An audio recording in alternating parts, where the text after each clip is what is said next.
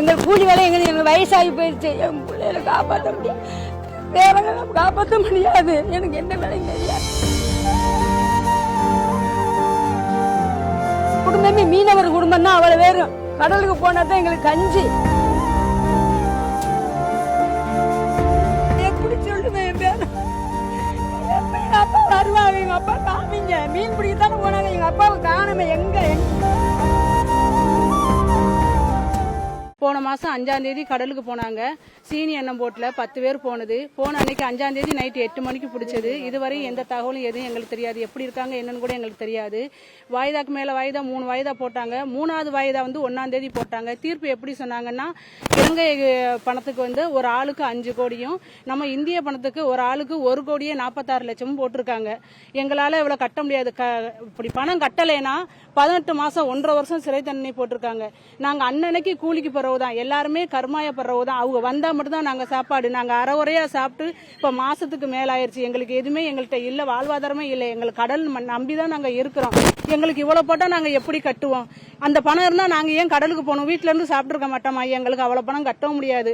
1.5 வருஷமா அவங்களை அன்னன்னைக்கு தண்டனை அனுப்பி எங்களால முடியாது. ஏன்னா அவங்க மீண்டும் திரும்பி வந்தா தான் இந்த குடும்பத்தில் இருக்கிறவங்க எல்லாருக்குமே வாழ்வாதாரம். இன்னும் நோய் நொடி பார்க்க வேண்டும். பிள்ளைகள் எல்லாம் படிக்காம காலேஜோட பாதியோட நிப்பாட்டி வீட்டுல கூட்டி கொண்டு வந்து வச்சிருக்க நிலைமையில இருக்கு.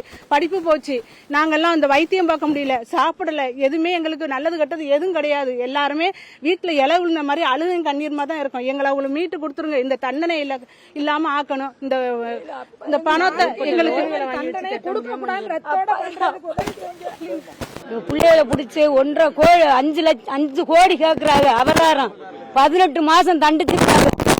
அந்த குடும்பம் பிள்ளையெல்லாம் கடந்து கதறுதுங்க.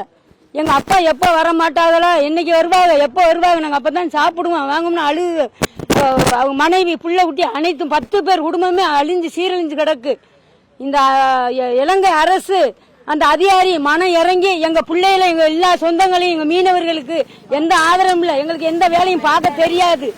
எங்கள் கூலி வேலை எங்களுக்கு வயசாகி போயிடுச்சு. என் பிள்ளைகளை காப்பாற்ற முடியாது, வேற காப்பாற்ற முடியாது. எனக்கு எந்த வேலையும் தெரியாது. எங்க குடும்பமே மீனவர் குடும்பம் தான். அவ்வளவு பேரும் கடலுக்கு போனா தான் எங்களுக்கு கஞ்சி.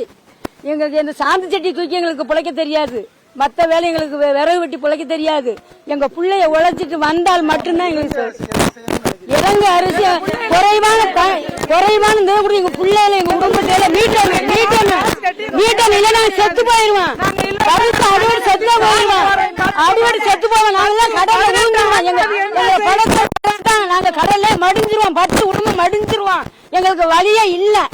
எங்க பிள்ளைகளை மீட்டணும். அந்த அவதாரத்தை குறைக்கணும். எங்க பிள்ளைகளை மீட்டணும். அதாவது இல்லைன்னா எங்கள் கடலுக்கு ரொம்ப அதிகமான தொலை கிடையாது. மீனவனுக்கு பக்கத்துல எங்கள் வீடும் கடற்கரையும் 1. 5 கோடி எதுக்கு போட்டிருக்காங்க? இது வரைக்கும் 5 கோடி யாருக்கும் தண்டனை கிடையாது. யாருக்குமே 5 கோடி கிடையாது. எப்படி சொல்லுவேன் என் பேர? எங்க அப்பா வருவாங்க, எங்க அப்பா காமிங்க. மீன் பிடிக்கத்தானே போனாங்க, எங்க அப்பாவை காணுமே. எங்க என்ன வண்ணி அப்படின்னு கேக்குது. நீங்க என்ன சொல்றதுன்னு இந்த பிள்ளைக்கு என்னத்தை சொல்லி ஆதரவா அதுக்கு சொல்ல முடியும்னா சொல்ல முடியல. ஒரே அப்பா எகத்திலேயே இருக்குது. ஒரு தகவல் தெரியாம இருக்கு. ஒரு போன எந்த தகவலுமே இல்ல. எந்த திசையில வச்சிருக்காங்கன்னு தெரியல எங்களுக்கு. செய்திகளை உடனுக்குடனும் துல்லியமாகவும் தெரிந்து கொள்ள சப்ஸ்கிரைப் பண்ணுங்க.